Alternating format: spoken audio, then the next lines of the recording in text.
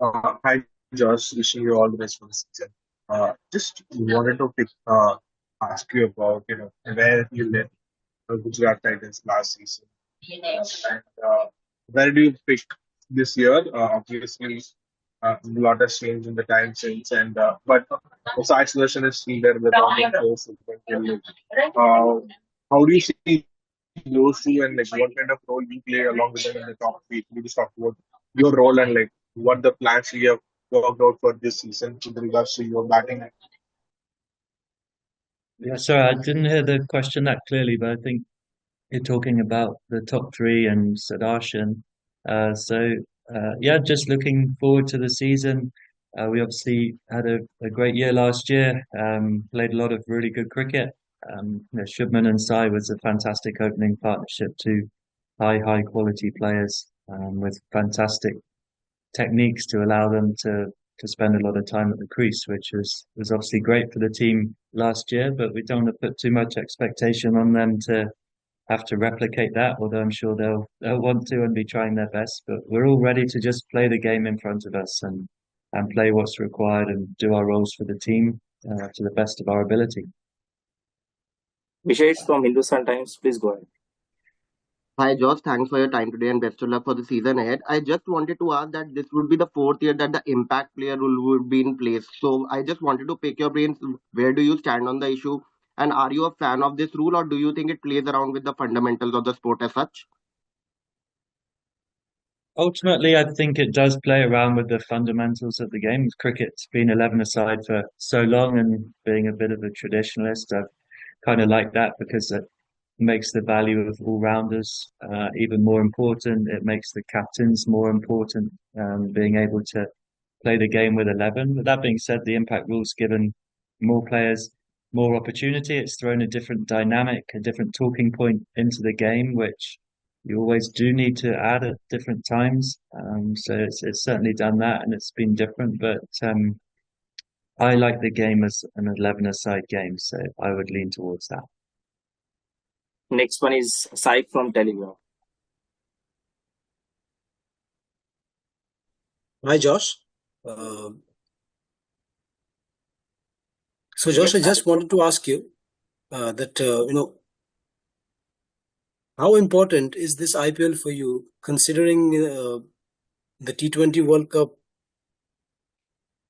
didn't go,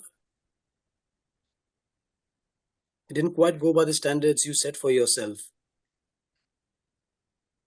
Yeah, it's no more important or less important than any other IPL I've played. No matter what's gone on before, I always turn up to the IPL looking forward to the season, wanting to contribute to the team and wanting to play well. So whether I've been scoring lots of runs coming into the IPL, it's the same challenge. You know, can you prepare well? Can you get in a good headspace to go out there and give yourself the best chance to perform? And whether I've been struggling for runs, it's the same challenge. Do you have the energy to keep trying, keep putting yourself out there, keep preparing well and trying to get back into the runs as you would say. So it's the same challenge whether you've been, like I said, in a form or out of form. And I turn up to the IPL every year excited, looking forward to the tournament and really wanting to just play well for the team. So I'll just look at the scoreboard and try and do what's required on the day. Niharika Thank from you. INS, please go ahead. Hello, Joss. Good luck for the upcoming season.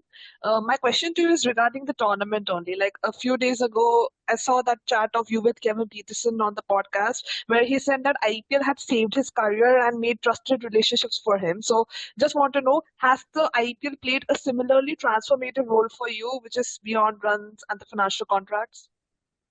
Yeah, absolutely. As I said, I think the IPL has been the biggest influence on my cricket career. Some of the lessons that I've learned during IPL seasons, some of the interactions I've had, some of the people I've had the pleasure of getting to meet and work with as coaches and players, and not just in the IPL. It's some of the conversations that I've taken from the IPL have served me well in playing for England in both Test cricket and T20 cricket, 50 over cricket. So it's had a huge impact. And, you know, like Kevin was saying in his interview, the opportunity to be a friend of Raul Dravid and sort of work on that technique about playing spin is create some great opportunities that are would be otherwise be very limited. So even for instance, been here for 3 or 4 days and getting to talk to Matthew Hayden about batting, I wouldn't get that opportunity probably otherwise. So it's really it had exactly the same impact for me as for KP. Sanju sir, please go ahead. Sanju is from Hindustan Times. Hi, Jos. Basically, like most of the players go through these form issues at various stages of their career. Have you been able to pinpoint what the issue was with your game during the World Cup? Was it technical or was it related to preparation going into the tournament? And how do you rectify it? Do you do self-analysis or you rely on a batting coach? Like how do you go about it?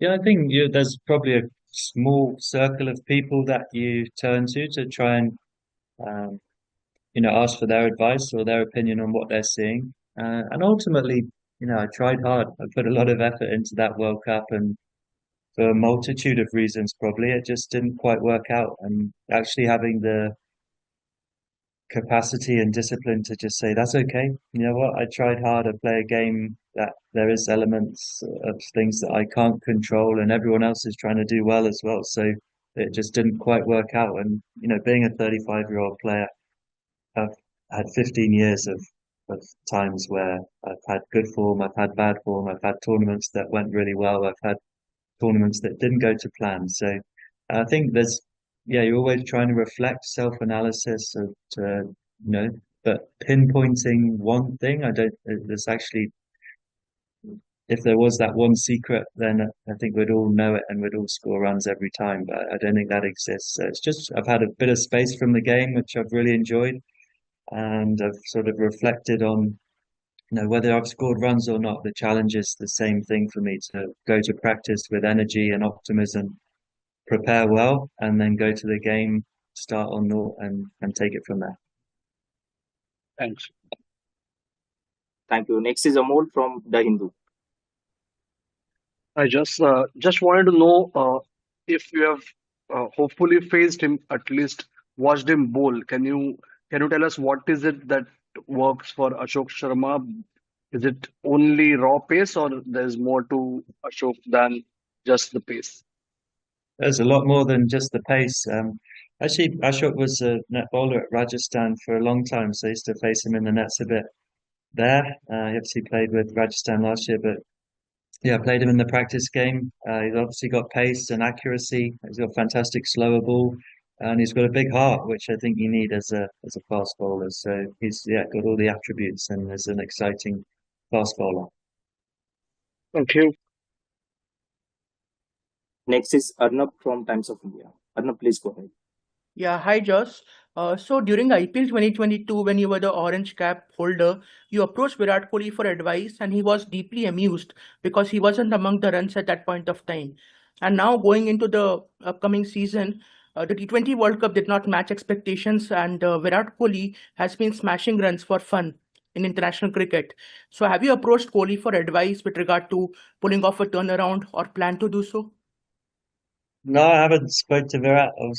He's always scored runs every year, so it was a nice interaction with him back in 2022. I had a really good interaction with him in 2024, actually, where he shared with me some great pieces of advice, which was fantastic.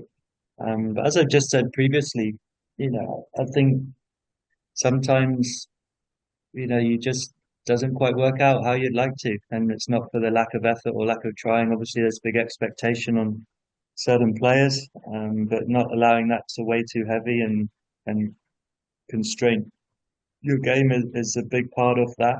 I've just been back to basics here in the first few days of training, just trying to really look after my setup, make sure I'm in a good position when the ball gets released, and then just trust from there that it will happen. And as I said, even in 2022, scoring all those runs and having such a great season, it comes with its own challenges when you are scoring runs. It's the same kind of challenges when you aren't actually scoring runs as well. So,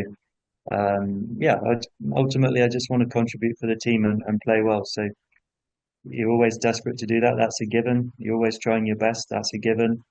So just controlling the things that I can control looking forward, actually trusting myself. I've played a lot of cricket, so as much as you want to ask someone for advice, listening to my own advice would be pretty helpful as well. We'll take last one question. Sahil from A&M. Sahil, please go ahead. Am I audible first of all? Yes, you are. Yeah. So, Josh, my question from you, it's very outrageous as a fan, as a viewer, that, someone as dynamic as Glenn Phillips has not got his well-deserved share of IPL games so far, maybe due to the lack, due to depth in the squad, due to injuries, and due to just luck. So, what are your thoughts on, Glenn Phillips possibly getting more game time during this season, and, where do you think he fits in the batting order? Not a selector or the captain, so that's a conversation for them. Glenn Phillips is a brilliant player. He's had some great successes for a long time now in T20 cricket. A really dynamic player, obviously a fantastic batter, can bowl off spin, one of the best fielders in the world. So he gives the captain and the coach a lot of options, and sure, he'll perform well given his opportunity. But that happens in the IPL, as I've said a few times. It's the biggest and best tournament in the world. All the best players in the world are all here, and in overseas teams, only 4 overseas can play. So sometimes it's just about opportunity. So yeah, I'm sure when Glenn gets his opportunity, he's going to be amazing.